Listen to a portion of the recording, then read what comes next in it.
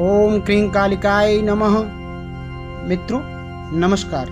महामाया कालिका ज्योतिष संस्थान में हम आपका स्वागत करते हैं। आज हम ग्रह विचार की सीरीज में बुध पर चर्चा करेंगे।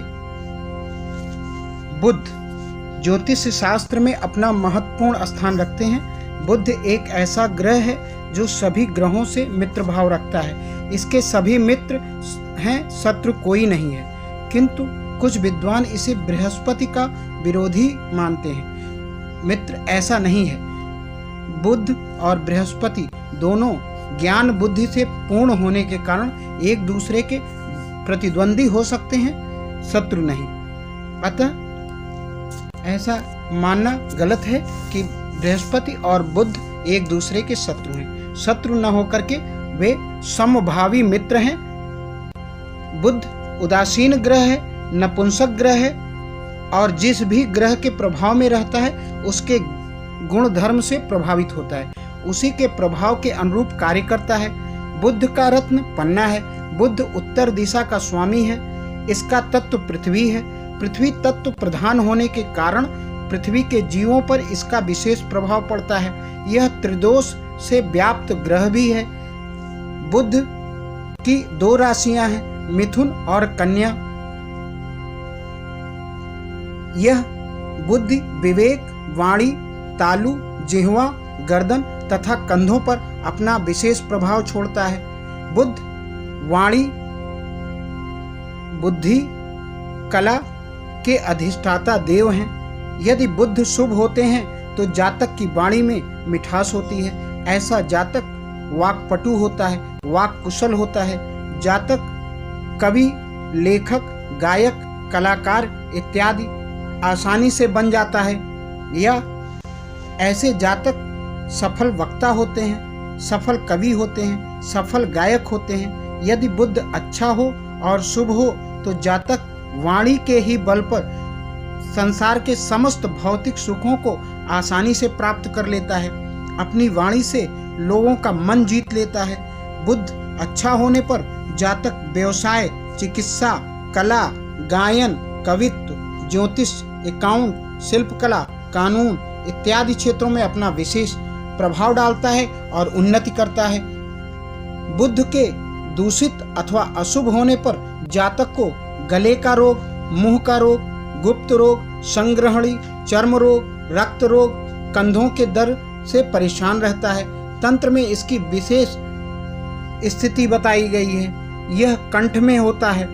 दूषित बुध वाणी को कर्कश बनाता है। जातक समाज तथा परिवार में अप्रिय होने लगता है क्योंकि इसकी वाणी कर्कश होती है। अतः लोग इसको पसंद नहीं करते। लोगों से यह वैर मोल ले लेता है। सही ही कहा है, बात ही हाथी पाइये, बात ही हाथी पैर। जहां बुध शुभ होने पर जातक को वाणी के बल पर सब कुछ दिला देता है, वहीं बुध अशुभ होने पर वाणी को खराब कर देता है और वाणी के कारण ही मनुष्य सब कुछ गंवा देता है। अब बुध अगर खराब है, जातक बुध से पीड़ित है, जातक का बुध अशुभ है, तो उसे शुभ कैसे किया जाए? बुध को शुभ करने के लिए, शुभ फलदायी बनाने के लिए कुछ उपाय शास्त्रों में बतलाए गए हैं। लोगों ने बताया, सिद्ध संतों ने बताया है कि इन उपायों को यदि किया जाए तो लोग बुध से पीड़ित जो हैं वह उसकी पीड़ा को शांत कर सकते हैं और अपने भाग्य में बुध की महती भूमिका निभाने के लिए प्रेरित कर सकते हैं, बुध को शुभ बना सकते हैं। ये कुछ उपाय निम्न हैं। जातक को भगवान श्री गणेश की आराधना करनी चाहिए। भगवान विष्णु के शरण में जाना चाहिए और उनसे प्रार्थना करनी चाहिए कि वह हमारे भाग्य में बुध को शुभ स्थिति प्रदान करें, बुध को शुभ और फलदायी बनाएं। जातक गणेश की उपासना करे, गणेश चालीसा का रोज पाठ करे तथा गणेश के बीज मंत्र का जाप करे। गणेश का सीधा, सिंपल, सरल मंत्र है ओम गंग गणपतये नमो नमः। इस मंत्र का जातक को प्रतिदिन उठते बैठते पूजा में अवश्य ही जाप करना चाहिए। कम से कम इस मंत्र का 1 माला प्रतिदिन जाप करना चाहिए। साथ ही एक मंत्र और गणेश जी का है, सभी को ज्ञात है और सर्वप्रिय मंत्र है। शादी विवाह के कार्डों पर इस मंत्र का उल्लेख अक्सर देखने को मिल जाता है। वो इस प्रकार है, वक्रतुंड महाकाय सूर्यकोटि समप्रभ निर्विघ्नं कुरु मे देवं सर्वकार्येषु सर्वदा। इस मंत्र का जातक रोजाना 1 बार भी जाप करता है तो उसका कल्याण होता है। बुद्ध का यंत्र बनवा करके या बाजार से यंत्र ला करके उसकी प्राण प्रतिष्ठा कराए अथवा उसका विधिवत पूजन कराए और पूजन कराने के बाद बुधवार के दिन ही गले में धारण करे। जातक प्रत्येक कार्य को करने से पहले भगवान गणेश की आराधना करे। भगवान विष्णु के सहस्त्र नाम स्तोत्र पाठ का रोजाना जाप करे। 1 बार विष्णु का सहस्त्र नाम स्तोत्र पाठ अवश्य ही उसे करना चाहिए ताकि भगवान विष्णु की कृपा उसे प्राप्त होती रहे। साथ ही अगर वह रत्न धारण करने का शौकीन है या रत्न के माध्यम से बुद्ध की शांति चाहता है या बुद्ध को शुभ बनाना चाहता है तो बुद्ध का शुभ रत्न पन्ना माना गया है। बुद्ध का शुभ रत्न पन्ना होने के कारण हरे रंग का रत्न है यह, और इस रत्न को वह धारण कर सकता है। लेकिन बुद्ध का रत्न पन्ना तभी धारण करे जब उसे किसी ज्योतिषी ने ऐसा करने की सलाह दी हो। इसके लिए वह अपनी कुंडली को किसी अच्छे ज्योतिष को दिखाए और उससे पूछे कि क्या बुद्ध की जो स्थिति बन रही है उस स्थिति में पन्ना उसे धारण करना चाहिए। यदि धारण करना चाहिए तो कब और किस समय, महादशा, प्रत्यंतर दशा, अंतरदशा में या हमेशा के लिए बुद्ध का रत्न उसे धारण करना चाहिए।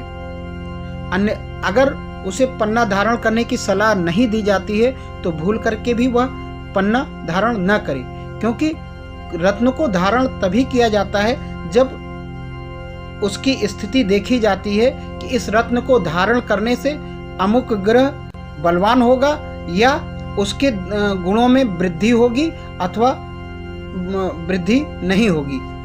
और अगर पीड़ित ग्रह है और ऐसी स्थितियों से घिरा हुआ है कि जिसे अगर उसे बल प्रदान किया जाए तो वह और भी अशुभ हो जाए, तो ऐसी स्थिति में पन्ना धारण करने का कोई औचित्य ही नहीं बनता। मित्र, पन्ना तभी धारण किया जाना चाहिए जब बुद्ध कमजोर हो और पीड़ित न हो या उसको धारण करने पर, बल देने पर वह हमारे लिए सुखदायी हो, तभी धारण करें। अन्यथा रत्न धारण करने की कोई जरूरत नहीं है। हाँ, रत्न के अलावा हम रंग संबंधी चीजों का विचार कर सकते हैं। जैसे हरा रंग बुद्ध का प्रतिनिधित्व करता है तो हरे रंग की वस्तुओं को हम अपने इर्द गिर्द ले आएं, हरे रंग का वस्त्र धारण करें, हरे रंग की चीजों का सेवन करें। इस तरह से हम बुद्ध को मजबूत कर सकते हैं। साथ ही बुद्ध का बीज मंत्र है और उस बीज मंत्र का बुद्ध की पूजा करते समय अवश्य ही जाप करें। वह बीज मंत्र इस प्रकार है, ओम ब्राम ब्रीम ब्रौं सह बुद्धाय नमः। दोस्तों, इस मंत्र का 9000 बार जाप करें और जाप के उपरांत हवन और तर्पण कराए और यथासंभव ब्राह्मणों को दान दक्षिणा दे। इन्हीं शब्दों के साथ हम विदा लेते हैं और कामना करते हैं कि इन उपायों को करके आप अपने बुद्ध को सफल और शुभदायी बनाएंगे। महामाया कालिका तथा भगवान शिव आप सभी का कल्याण करें। अगर वीडियो आपको अच्छी लगी है मित्र तो इसे कृपया लाइक और सब्सक्राइब अवश्य करें ताकि आगे की वीडियो आपको समय समय पर मिलती रहे। धन्यवाद। जय महाकाल।